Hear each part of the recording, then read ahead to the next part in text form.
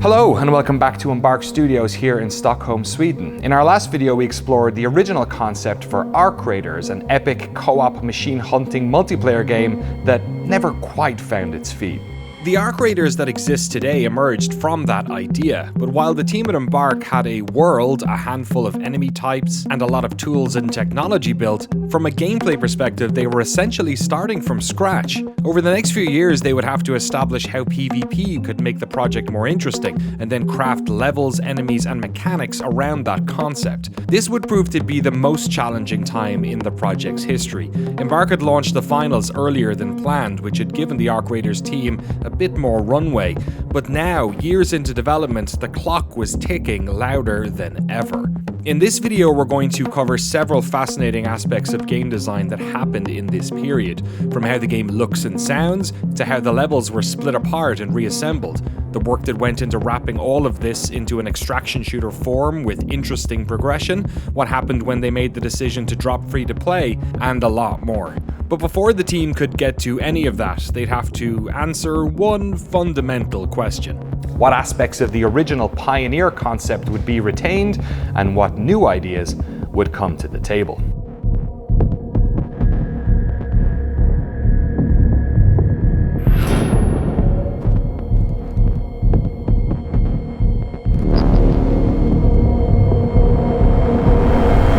A lot of people will leave the planet when it goes south. So we call that the exodus in our lore. And then we have the ecological collapse itself, the depopulation across the globe. And then we start our game much, much later when we are following a generation of people who has no concept of the world that we live in today. So we don't want to carry this sense of loss. We needed to establish that the machines themselves were able to dominate the surface. Naturally, we will be the one underground. If you want something from the top side, you ask a raider. If we were to have a world realistically depicted in what had happened in this world, there would be nothing left. So we've taken loads of liberties in having things still have a material quality and a sort of nice appeal to it. You try to have this approach of having very naturalistic lighting. And that, for one, brings out a lot of inherent qualities in the things. We don't use a lot of color grading or anything like that because we want to balance everything to have a very naturalistic look. And then we can sort of push the things that need pushing in order to achieve this sort of contrast in between. First of all, we needed to understand this new category of games. We spent a lot of time playing that. And for me, that was fairly easy. I played a lot of extraction shooter games before. And there's great competitors out there, and there's great games out there. So what can we learn? And we knew from the beginning that the world and its narrative wanted to be. There was something in the market that we felt like there isn't really a game here that speaks to you in that way. So if you're interested in this world and exploring it and learning more about its events and maybe participating yourself in the events of this world, that felt like a pretty clear opportunity for us. Instinctively, a lot of us were just feeling that needed to be there. The original version of Akraiders was based in one massive open world map, but to make a game about looting and finding cover and exploring and listening to threats, the team was going to have to take an entirely new approach to level design. So what areas from Pioneer's world could they reuse, and where would they have to start from scratch? How would the levels in Akraiders look and play? So initially we have this massive world. That was the initial ambition, that every map that we have now would be a server, and then it would be like a battle royale, sending you to the center where the big robot would be, and we would kill the servers as they would go, and so on. Then after the pivot, obviously two things came up. A game that is about looting, where looting is central. It sort of implies that there is a density in the world. Even if you go into a sort of singular room or an apartment, it needs to hold up for a player's expectations of exploration. I can't remember the exact number, but we used to have just a wide open world level where all these places existed.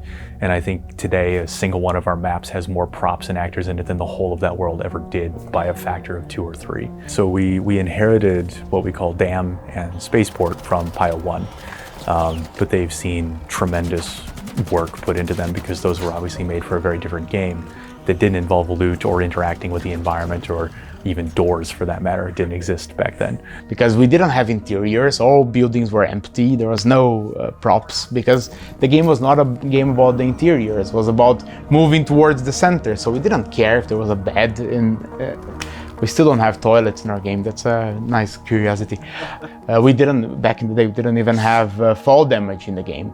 So at the first map, there's very horizontal spaceport. You could jump from the towers, shooting and gunning and all of that, right? So I had to change a bunch of those things and put ways for it to go down. And then spaceport's much wider open in terms of its spacing, so there's a lot of open ground that's exposed, and there's some tunnels and cover to make your way between places, but it becomes a bit more of a risk thing. So you see players kind of moving in rings around places and then finding their ingress and doing what they can, and then trying to get back out again. So it becomes a bit harrowing, especially as the round progresses, where players naturally start collapsing toward the middle, as opposed to Dam, where everyone sort of either swaps sides or stays mixed into the geography around the area. But in terms of gameplay, the Dam we're slating that for kind of our first map players get contact with. It has kind of a lot of easier affordances for a new player. It's got drastic height differences between like kind of the two halves of the map. It's got a good mix of interior and exterior. In the inheritance of Dam and Spaceport in particular, it was tricky over time to morph geometry and things in those levels to work for this type of game, because PvP especially was never a consideration for those. So suddenly things like sightlines and approach angles and dead ends and everything became much more critical to worry about, and making sure the affordance of PvP was correct. And it's even trickier when we have a third-person camera, which affords corner peeking and things like that. And then Buried City, which is the last one that we've made, is made for this game. It's a more indoors actually map, and a lot of parkour, even though it's not a game about parkour, but there is a lot of ways for you to use the ceilings and the rooftops. It's a more PvP prone map, since it's the one we did with PvP in mind. The other two we adapted for it. We knew the post-pivot that we needed one contrasting map that would be telling players more clearly that it's set on Earth. Because I think those monolithic structures, if you squint, you go, are we on Mars or are we on? So we wanted to ground the game on Earth, and this game is set in the south of Italy, deeply inspired by that region. And there's a volcano there, and there's a certain biome there, and also to sort of distinguish ourselves from other sort of post-apocalyptic worlds, which is usually sort of America-centric. So we started building out this other world that is Buried City. Where you can spend most of the round in only one or two buildings if you're really trying to, and hearing other players on other floors or building across an alley. And it's kind of an interesting mix between modern structures of like a hospital or a shopping center, and then because our game's based in Italy, it's a lot of old town like rustic structures, and they're all collapsed and destroyed, and the city itself is half buried in sand. So sometimes you'll walk straight onto a rooftop, go into a building, and then come out on the first floor that is still on a sand dune somewhere, and then worm your way even further through some buildings and end up finally on street level near a park.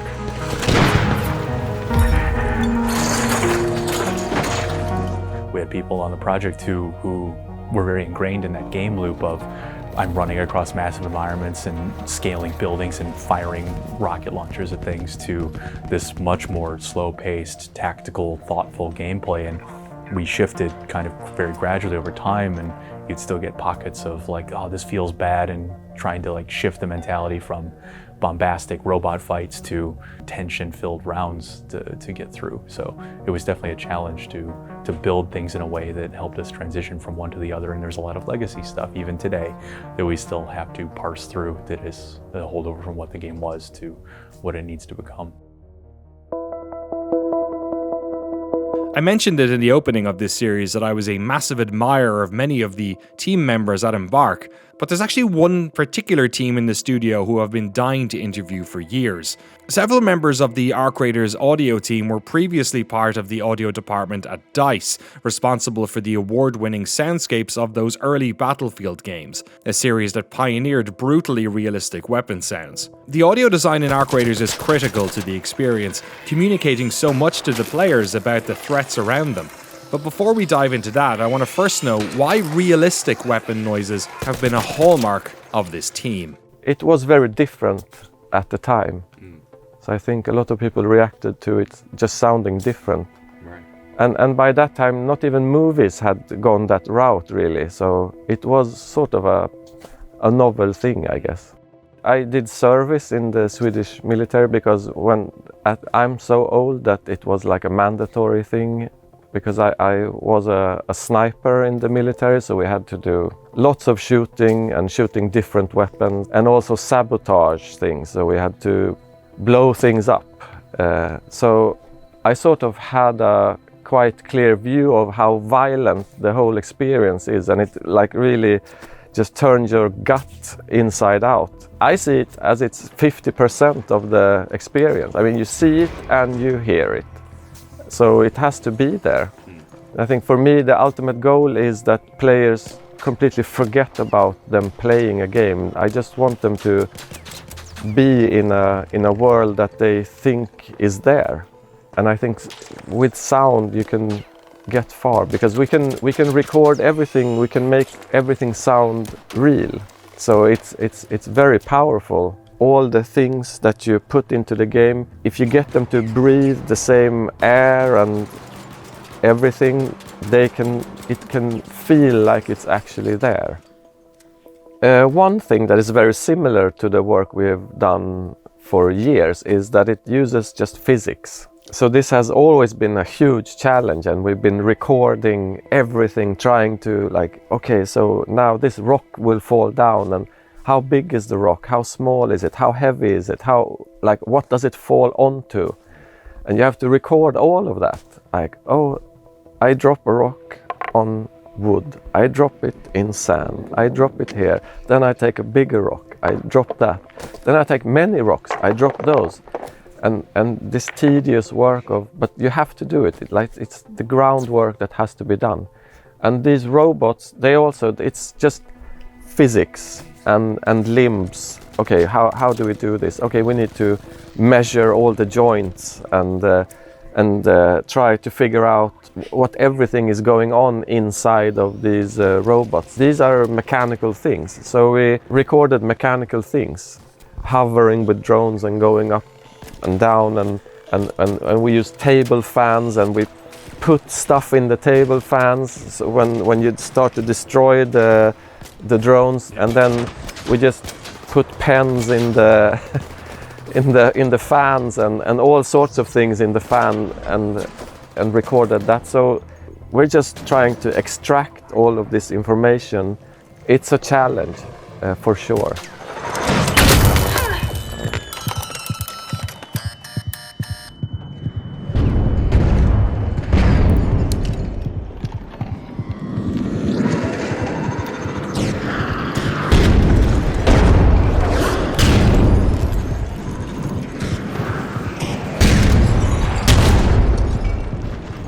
Allow the things in there to be real. That's why we want to use, gradual destructions on the drones. You would shoot up a thruster, and that disables its ability to fly. Of course it does. It's physics talking back to you, and there's something fun to play with physics. You don't need a health bar to tell you that. You just saw it, and you can listen to that, and you can make those calls, trust in the human ability to decode that, listening and looking, and not relying on a UI to tell you the actual truth of what's going on. I think that's also something we've kept in spirit of pursuing this trust in players that they can decode a world and allow their own sort of affordances of how they think the world operates to inform their decision making. I think that's something we've been really adamant about keeping for the player. There are certain things that you have to start thinking of working with rather than working against, right? Like when you find that, oh, it's so intuitive and compelling to be able to shoot a thruster off of a drone and see it spin out and fly into a wall, and that's awesome and that feels great. But then we also have to be mindful of the fact that, well, if there are a lot of walls and not a lot of room for the enemy to fly around in, it's probably going to fly into that wall and die, and we have to be okay with that, right? Yeah, it has been a trick, and we've, again, gone through a lot of iterations. We used to put very bright orange glowy weak points on them to be like, you shoot here, please. But one thing that kind of diminished was we actually have all of the enemies physically fly around using forces, and the thrusters on them are the things actually providing those movement vectors. So what that did was it kind of really diminished the fact that you could shear off a thruster and you'd see its flight start to wobble, or even it would knock itself into an object and explode. And what it turned into was shoot the thing with the health bar and then the whole drone explodes, and we kind of lost a lot of that. And it's also not the most interesting gameplay to just only shoot at weak points.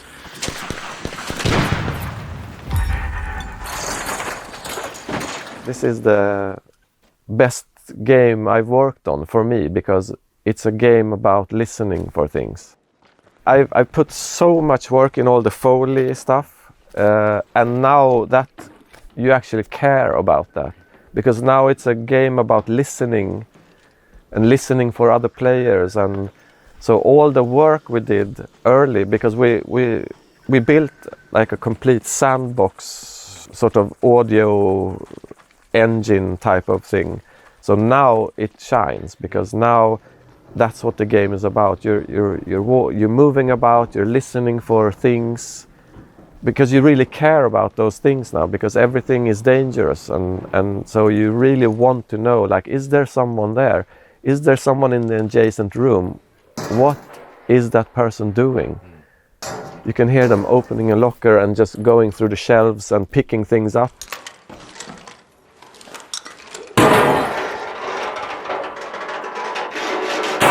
Players might choose this weapon because it's great for them in PvP. They're a player who can do really good flick aim and get a headshot cleanly, and that can be good for them in PvP, but maybe it doesn't serve them so well in fighting drones. So how can we bake in some more qualities to these weapons that give them a bit different specific purpose that you might choose to bring that? So for example, if you're a player who loves shotguns, that's great at close range, and it's great at things that are kind of generally unarmored unless you have like a slug round. So what if we then made our heavy caliber weapons penetrate drone armor very effectively? And now you're like, well, I don't actually like this breech loader rifle because it's slow and cumbersome, and if I miss, I'm reloading forever, but it will punch clean through a drone's armor. So that's, a choice I'm being afforded now to offset maybe the weak sides of the weapons I do prefer.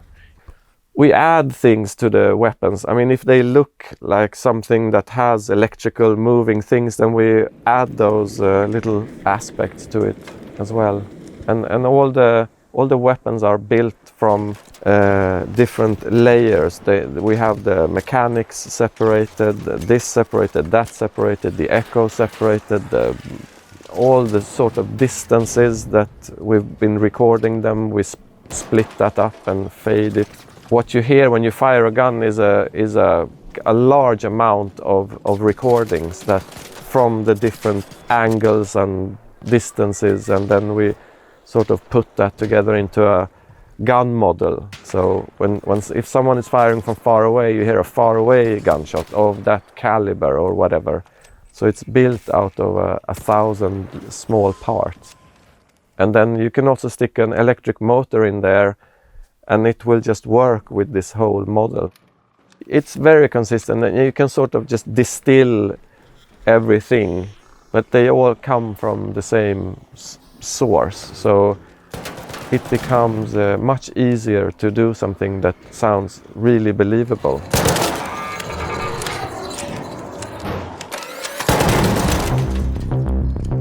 Embark had established their new vision for Arc Raiders, a game that attempted to blend PvE with player-on-player combat, a game that attempted to blend the intimate exploration of their detailed levels with the tension of extraction shooters. But it was finding the right blend of all of this that was going to prove their biggest challenge. In resetting Arc Raiders to this extraction game experience, the studio embarked on a difficult plan. These games are notoriously tough to balance, not just ensuring that players of all skill levels have a rewarding experience, but that people who play solo don't get swamped by those who play teams. That risk is rewarded without being overly cruel, that the game can create tension around its goals without stunting player progress. In a single-player game, it's very easy to give players cookies for doing a good job. In most multiplayer games, skill and teamwork are the tools to winning. This is what makes a game like The Finals, a competitive round-based shooter, a good candidate for free-to-play. But in a game where players are going to require satisfying progression, where survival is so important, the team was really struggling to find this right balance between risk and reward. So before we can talk about progression, we need to first talk about the decision to drop free-to-play. This decision massively helped issues the team were having with the progression, because drip-feeding content or artificially holding back progress felt at odds with the game.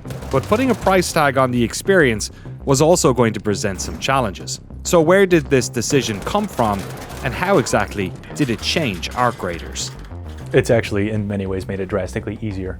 In free-to-play, you need to, in some ways, make things a little stickier than they would be otherwise, take a little more time, a little more grind, just so players are more incentivized to, stay in and stick into those loops and keep playing your game, and then ideally are incentivized to then spend money on that game. So for this type of title, it made it kind of hard to respect the player's time in some of these areas around crafting or sessions and things like that, because we were almost had a hand on their forehead going, slow down a little bit, where it felt a little bad. So as soon as that decision came down, it made us able to make things take the amount of time that felt appropriate in a lot of ways. So crafting no longer has timers on it that you have to wait out, or the amounts of things we're asking you to collect are a little more rational, or match the effort and outcome match each other a little more precisely, and things like that. So it's helped a lot, but it does, on the other side, again, launching at a price point,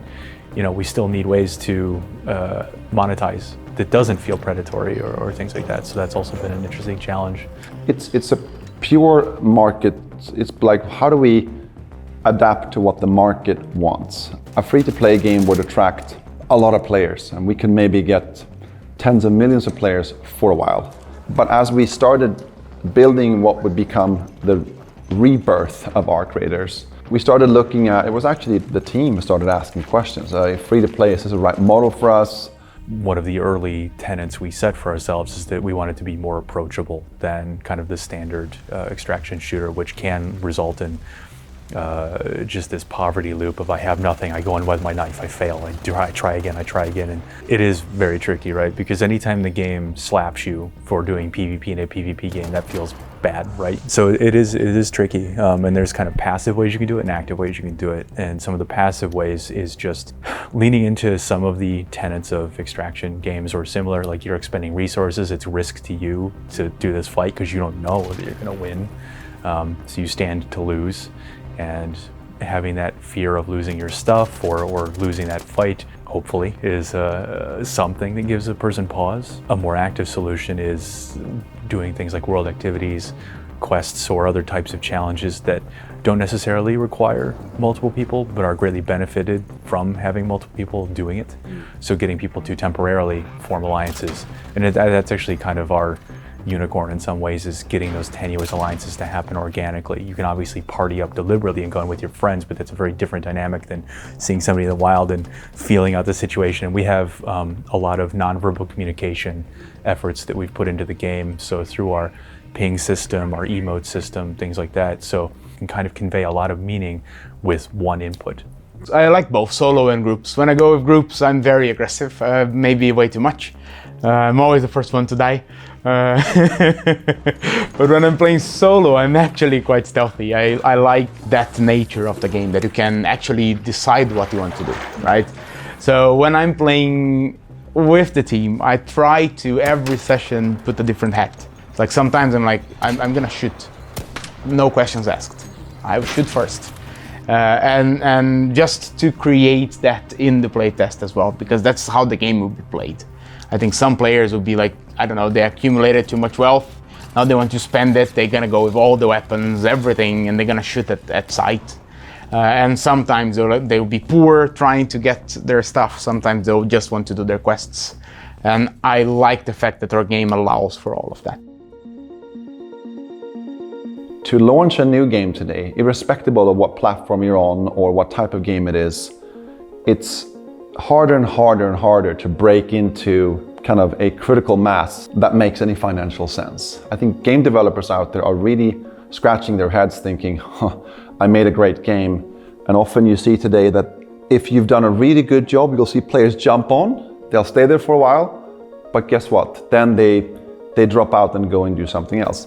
A big component of that is due to the fact the game didn't have the attributes or instruments needed to retain the players. So it's on us as game developers, it's not the gamers' fault. We need to do a better job of making sure that they have a need and a desire to stick around playing our game. And what can we learn from our previous games? Having gotten finals into the market, we saw a big peak, like a crazy amount of people, then we saw a drop off. Now, because of hard work, we're seeing people return to the game and we're seeing a growth curve coming back. But I think it's always going to be in what's the long-term motivation for a player to play. It sits in the progression, in the meta layer, making sure that there are meaningful things to do in the game apart from just running around and shooting people. That's probably our biggest challenge and will remain our biggest challenge when we launch the game and after launch. Primarily, I think our biggest concern right now is what does the end game look like? Because what often happens in these games is they either have a seasonal reset mechanic, so there's just always a clock on what you're doing, and then that tends to culminate in towards the end of that, players bringing all their best, shiniest things and just duking it out until the reset happens. And so there's been a lot of talks about how we actually handle that. What do we lean into for PvE? What types of events can we do? Seasonal storylines, things like that. So getting that shaped up, I think, is kind of what I'm most keen to figure out, because players even internally are like, well, I have amazing gear. My stash is full of amazing gear. I very rarely die. Nothing is asking me to use that. And part of the answer is the giant robots coming back in a form that makes sense for this game. But then what's the framework for highly skilled or highly wealthy players to then go and challenge themselves or be challenged by and earning additional awards? And we're going to have, kind of the traditional things like battle passes and stuff where you can work through those, but what sort of extra motivation can we give to those players who need something to do? We've covered a bunch of areas of design in this video, but there is one large mechanical elephant in the room: the machines themselves. In the first video in this series, I mentioned how one of the biggest technology investments the studio had made was in the locomotion technology driving the movement of these machines, a brand new way to create believable, intimidating enemies that adapted to having parts of their structures blown off. The struggle to get this technology to work was ongoing throughout the entire development of Akraider's, and continues today. So in the next episode in this series, we're going to explore how the arcs themselves were built, the technological struggles the teams have undergone to wrestle satisfying gameplay out of them, and what their groundbreaking technology means for the future of this game, and perhaps many more. See you then.